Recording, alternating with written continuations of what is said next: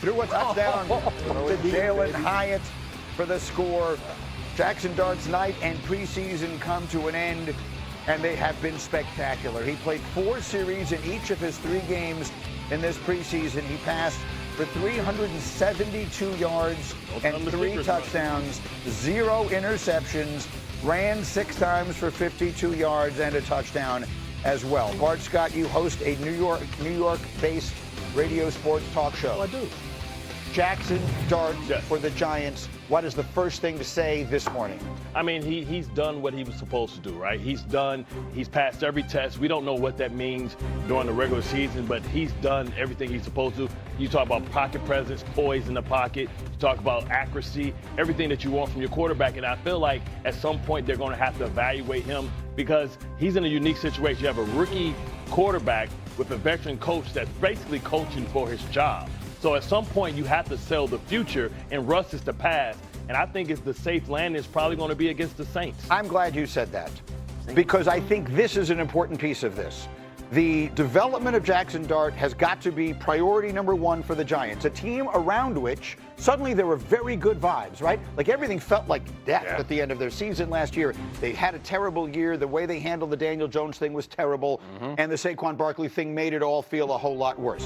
When John Mara decided to stick with his coach and his general manager, which surprised me, then what you were then doing is you're letting him draft the quarterback of the future because you believe Brian Daboll is the right guy to develop that quarterback, and there is reason to believe that. He's done it with Josh Allen. He's done it in other places. So the idea that this guy is coaching for his job is a mistake.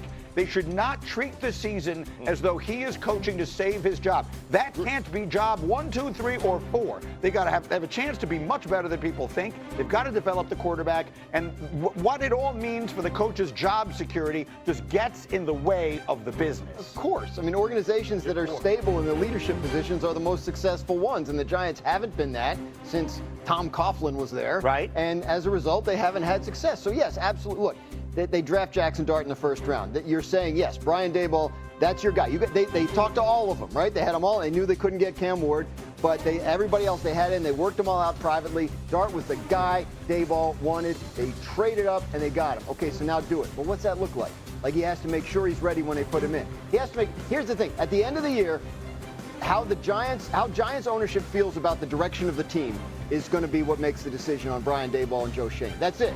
Like, not the record, but like, how do you feel about it? Do you feel like the future the Patriots did at the end of last year about Drake May? Right. What you're describing is a moral hazard, and I think a lot of us have fallen into this situation where we're looking at this like, if I were Brian Daboll, what would I do to save my job? And you're right. That's the wrong way anyone should be approaching this. There's the most important player in any organization is going to be the quarterback. You have someone who's showing some promise. If you have the incentives by the management or leadership there to do anything that would rush his progress or anything that would slow his progress, then you have the wrong person or the wrong setup. Right. And that's what I'm saying. Right. Is if he is ready, he should play when he's ready. If he's not ready, he shouldn't. And what their record is and all that stuff and what the fans are saying and all of that. But that always does factor in when you get on this hamster wheel like they've been on in Chicago. And that's how you wind up ruining a bunch of young quarterbacks. Sure. And you don't want to see that happen to this kid because I know it's only the preseason, but he looks good. But this is why it's important, right? Because Daboll's future, he won, 4 or 5 games last year? Yeah. And we can think that they look beautiful and they look good. Well, 3. They look good,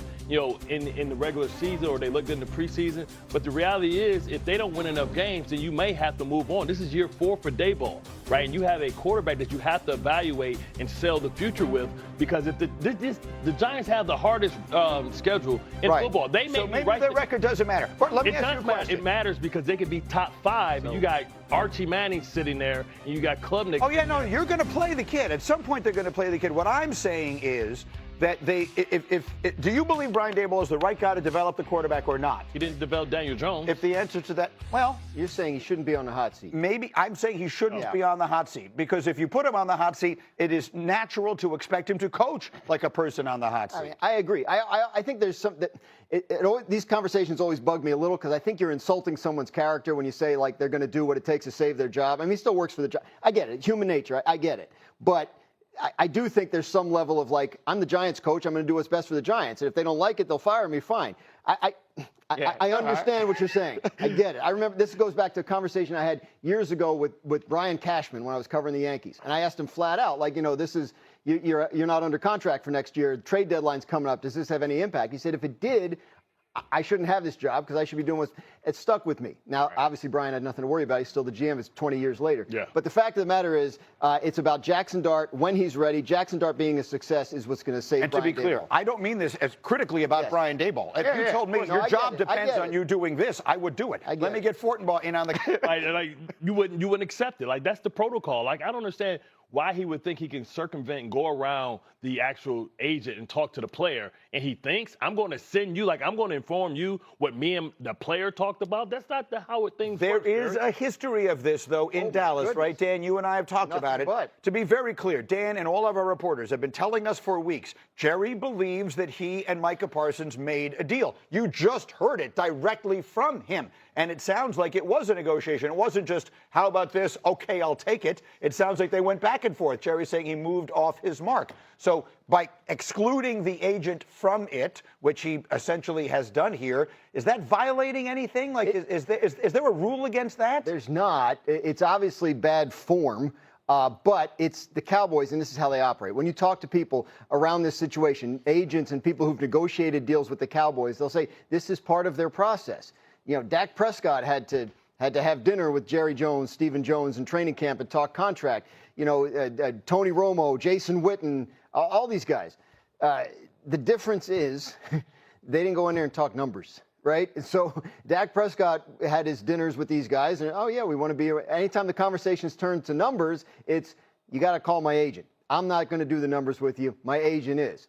Apparently, what happened in this case is Micah didn't say that. He said some numbers, and they felt like they went back and forth. Jerry's saying, I already moved off my mark. So he felt like they were in a negotiation. Right. Now, that's either naive or it's, revisionist history, but this is the point he's decided to stand on here, and he believes he made a strong offer and that Micah should either take it or play out his current contract and get franchised next year. And that's where it stands. It's not like the Dak situation where this time last year they were still negotiating and Dak was practicing. It's a very, very different situation. I mean, it feels like Jerry Jones is Rumpelstiltskin here, and he's trying to do a deal. And, the reality is the agent should be the one dealing between the mother and Rumpelstiltskin and giving away her firstborn, because that's what happens when you don't have an agent. You end up accidentally doing something that you shouldn't do because there are professionals for a reason. Agents are agents for a reason. Yeah.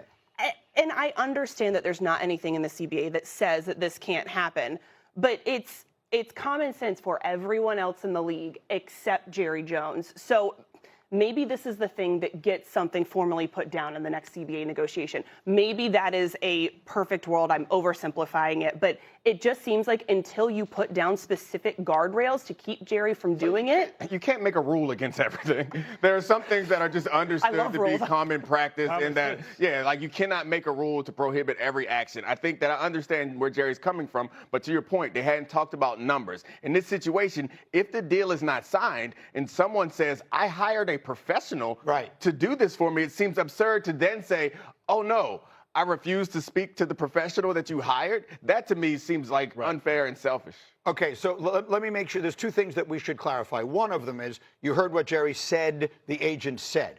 Ryan Clark, who was also represented by David Mulligata, reached out to him, and the agent, David Mulligata, says he never used that language. I don't think Jerry was trying to be quoting him specifically. It was sort of a generally told us to stick. Yeah, the money quote, obviously, earlier, but then he also